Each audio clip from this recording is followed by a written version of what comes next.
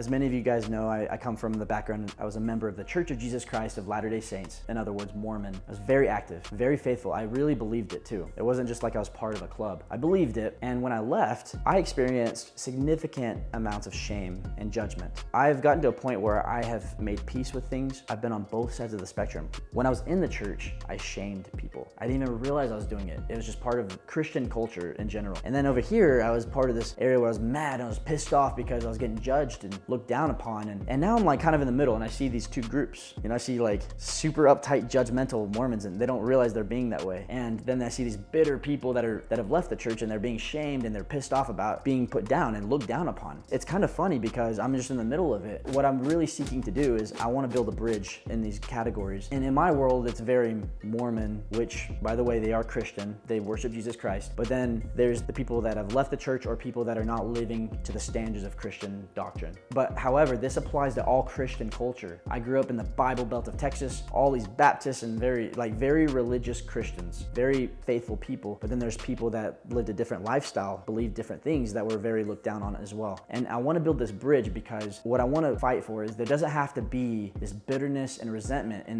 these groups. Ultimately, there can be this bridge that happens. It can exist to where people don't judge, yet can disagree in a healthy way. Sometimes Mormons will, at least in my experience, they will say, I love this person, I hate the sin. It's like, okay, yeah, but dude, you're acting like you're treating the person different though. It's gonna piss off some people. I'm okay with it though. I'm okay to be the pioneer in this, because if you are extremely faithful and you're very Christian, I've been that. I promise I've been that. And there's a lot of subconscious behaviors that really belittle people that are not of your faith. You have to understand that there's things that you do that are disrespectful to this group. And I would say, I've been in this group. You need to stop being little bitches. Stop being so easily offended, because a lot of times these people aren't even aware that they're sending these messages. There needs to be this bridge of understanding to be able to disagree, but still have respect and love for each other. They're not mutually exclusive. You can actually have that exist. And it's fine if you disagree. And the Christian group needs to understand that there's multiple ways that you're shaming people. Shaming isn't always just coming out and pointing your finger. It's the fact that you aren't respecting the fact that this group is doing what they think is right. You have to demonstrate legitimate, authentic respect, true respect. You have to genuinely say, listen, I might disagree with what you're saying, but I'm looking at your heart. I believe that you are a good person. I believe that you're chasing truth, and I respect the decisions you make. I believe that you're a good person and that you will find your happiness. This is a tip on how to help the Christian group connect with these people. You need to step back from what you think is right for them, because what you think is right for them is your perspective. Even if you have a testimony, you have to step back from that. You have to drop your pride for a second, and you have to say, okay, what is their happiness? What is their version of it? You don't even have to know the answer to that. You just have to show the fact that you respect their journey to find their happiness. And you need to demonstrate that. If they're gonna drink alcohol at a party and you're like, oh,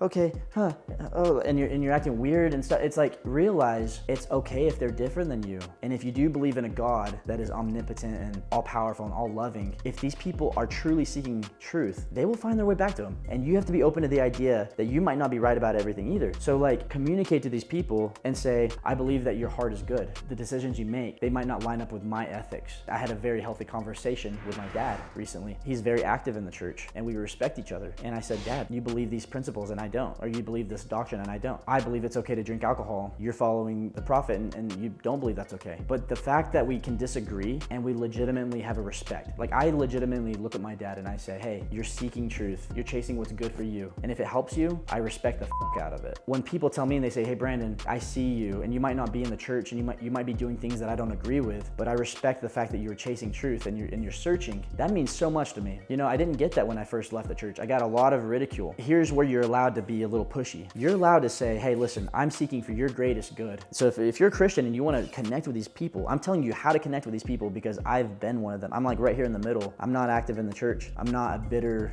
bitchy, like entitled person over here either. I'm here and I'm trying to build this bridge. So I'm telling you how to talk to them. You can say, hey, we obviously disagree, but I trust your journey. I respect your journey. I know that you are trying to be the best person you can be. These are some things that have helped me. I'm not going to say that that means it's the best thing for you or it will help you, but if you want to ever talk about that, I'm here to offer what I can to help. And this has helped me. That's super safe. You're allowed to say that. Like, that's not pushy. It's not mean. It's not shaming. You can even say, hey, are you happy? If you're a Christian, you look at someone and say, hey, listen, I will respect your decisions. I trust that you are seeking your greatest joy and happiness. I want to genuinely ask you, are you happy? Do you feel like your decisions are making you happy? And you give them a chance to answer, and you don't have it in your mind. You got to let go of what you think is right. You ask ask a question, you genuinely listen. You can't hold on to what you think is right. And you say, are you happy? It seems like you're not happy, but maybe I'm totally off. And this person can say, you know what? You're probably right. I think drinking this much alcohol doesn't make me happy. Thank you for sharing that with me. That would be something that these people can work on, which I've been over here. And I would even say to these people, just understand that a lot of this isn't so personal and you don't have to be so easily offended at these people trying to help. A lot of us over here, because we feel so much shame, we overcompensate and we get defensive. There's almost nothing I can think of that blinds people or deafens people than shame. So this is really important for the active Christians to know. This group is feeling a lot of shame. You got to understand that they've left the church. They're feeling guilty. They're embarrassed. They just feel like they're wrong because, like there's all this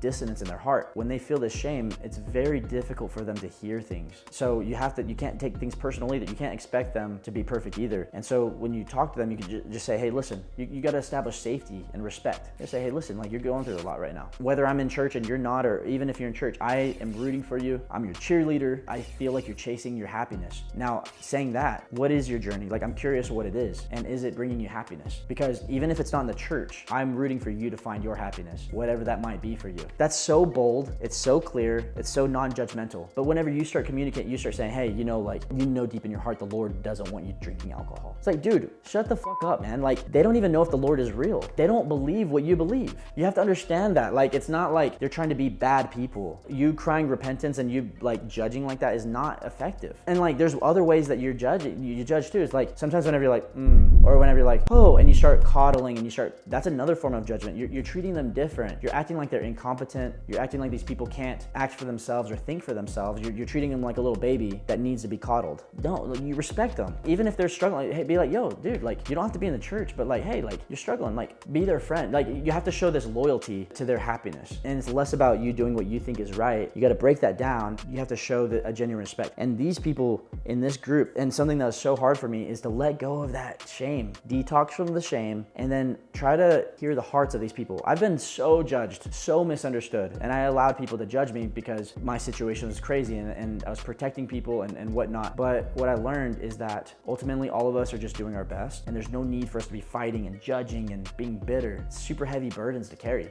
Fuck that. There's so much more peace in getting rid of shame. The funny thing is the Christians often feel shame because they feel this need to have to cry repentance, and they feel like, oh, if I'm not doing enough to help them, they start feeling shame. I've been there too. I went on a mission. I was so full of shame. I felt like nothing I did was good enough. Ultimately, what I'm really saying is drop your shame and stop being so easily offended. In the Christian group, drop what you think is right for people. It doesn't matter if you have a testimony of it. All we have personally is our own perspectives. And it's not fair for you to impose what you think, even what you think you know, onto somebody else's life or their lifestyle. That's their freedom. That's their right. According to your doctrine in Christianity, people have their own right for their own decisions. And it's not your place to put them down, even if they disagree with you, even if they are wrong. You have to respect the fact that they can make their own choices and not be so butthurt about it. Instead of that, drop what you think is right and seek for their happiness, and be open to the idea that their happiness might not be in the church with you. It might be something different. If it's different, then you have to be at peace with that. Communicate that to them. And when you do, you'll be so surprised at how much they want to open up to you and connect with you. People in this group miss you guys here, but there's this shame that exists, and the Christians feel the need to be pressuring like certain ways. And so let's get rid of that. Kind of a bold message. I hope that it reaches people. I'm not seeking to offend people, but I want people to wake up a little bit. I want this group here to realize the things that they do that hurt, it harms people. None of us are interested in harming people. It's not what we want to do. So I'm just waking people up because I've been on both sides and now I'm right in the middle. And I would love to see some healing